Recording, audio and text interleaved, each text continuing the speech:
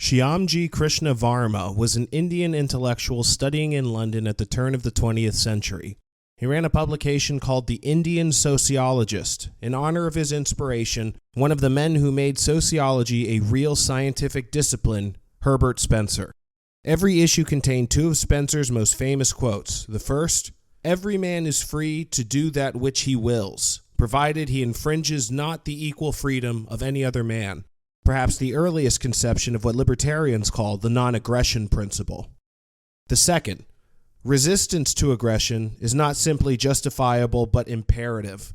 Non-resistance hurts both altruism and egoism," was for Varma a call to action to free his homeland from British imperial rule, a cause for which Spencer was a lifelong advocate. Like our previous entry, Lord Acton, Spencer was exceptionally famous in his own time, but is almost unknown now, or worse, slandered by the term social Darwinist, and tied to the rise of fascist racial theories.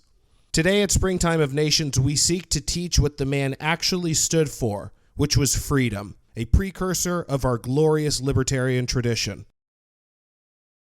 Born to a radical, nonconformist family in 1820, Spencer struggled to make ends meet with many interests: science, philosophy, engineering, but little ability to focus on one at a time. In 1842, at the age of 22, he began his foray into political philosophy, writing a tract titled The Proper Sphere of Government, a radical minarchist document that even by the standards of the time envisioned a tiny state indeed, only allowing it the power to protect individuals from each other. At this time, he also joined a Chartist organization who supported the expansion of the franchise to the working class. But neither of these early political adventures were very successful, and Spencer would not get his political philosophy published until 1851 with Social Statics, largely in line with his earlier writing, but also including his Law of Equal Freedom, the NAP, and a prototype of his evolutionary theory of human society that would later become greatly expanded. Evolution as a theory was little known or propounded at this time. Darwin had not yet set off for the Galapagos, and Spencer's theory was initially closer to 18th century naturalist Lamarck's, believing in the passing on of traits acquired during life rather than natural selection. Still, his coinage of survival of the fittest in a later publication and his constant appeal to human evolution have led some to equate his beliefs with the eugenic movement, Nazi theories of racial hygiene, and the Holocaust. In fact, Spencer's theory of human social evolution is the polar opposite of fascism. For a human to be fit, he must be pro-social, open to cooperation with others through voluntary contract. Human societies were differentiated by Spencer between the industrial societies, where voluntary exchange was the primary mode of acquiring wealth and social status, and the military society, where war-making was the focus of the large, expansive government and society. It was Spencer's hope that human social evolution would eventually render even his minarchist state obsolete, as violent, antisocial men who were not conducive to the industrial method were weeded out. Quote, "The ultimate man will be one whose private requirements coincide with public ones. He will be that manner of man who, in spontaneously fulfilling his own nature, incidentally performs the functions of a social unit, and yet is only enabled so to fulfill his own nature by all others doing the like." Contrast this hopeful Whiggism, a belief in the inevitable, if not constant, human progress with Lord Acton's more pessimistic outlook on human nature. Social Statics was moderately successful, and Spencer followed it up on his Principles of Philosophy, Psychology, Sociology, and Ethics between 1862 and 1898, taking up most of his professional career and being issued and reissued over 10 large volumes. Spencer did not approach these subjects in the conventional way, largely applying a priori theories of his own design to them, in a very similar method to Ludwig von Mises's praxeological approach to economics. Given that most of what he was writing about were new fields, especially psychology and sociology, his approach had some advantages and many devoted followers all over the world. In all of his works, a belief in human social evolution and the advantage of liberty shine through. For Spencer, society was something organic that could not be successfully planned.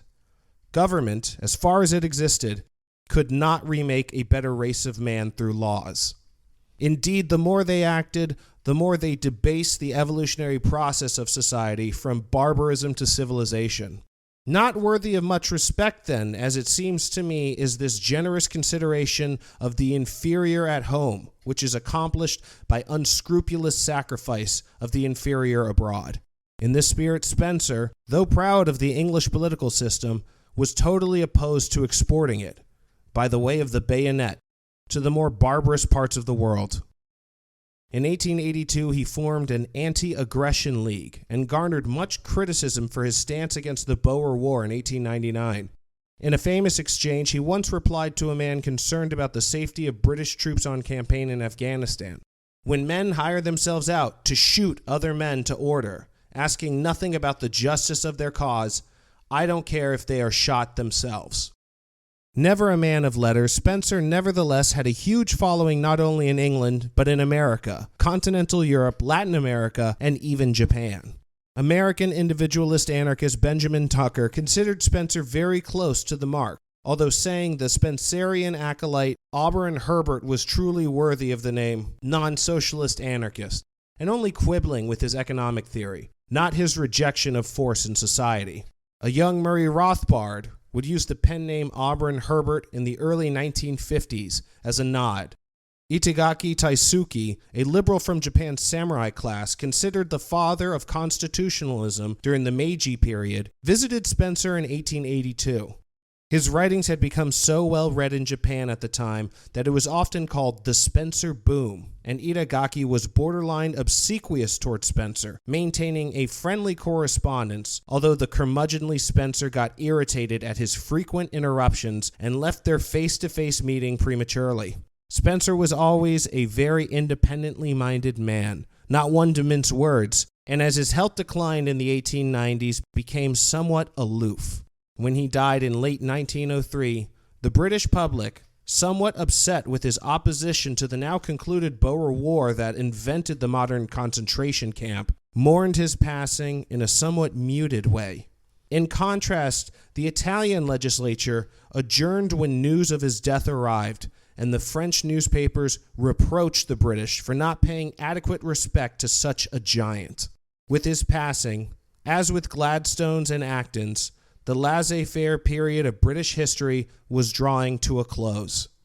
The military society was rising hand in hand with socialism, as Spencer predicted, and Europe was about to tear itself apart. Libertarians have recently had an immense win in the field of ideas in Argentina. At the turn of the century, Argentina too was enthralled by the ideas of freedom as popularized by Spencer. How do we prevent liberty from falling out of popularity and leading to disasters from World War I to hyperinflation? We must never forget that we have won, can win again, but also that we may lose again, and what the cost of that will be. There can be no backsliding when it comes to freedom. Spencer, a pugnacious fighter for liberty, understood that all too well. Thanks be to Herbert Spencer, and may 1,000 flowers bloom.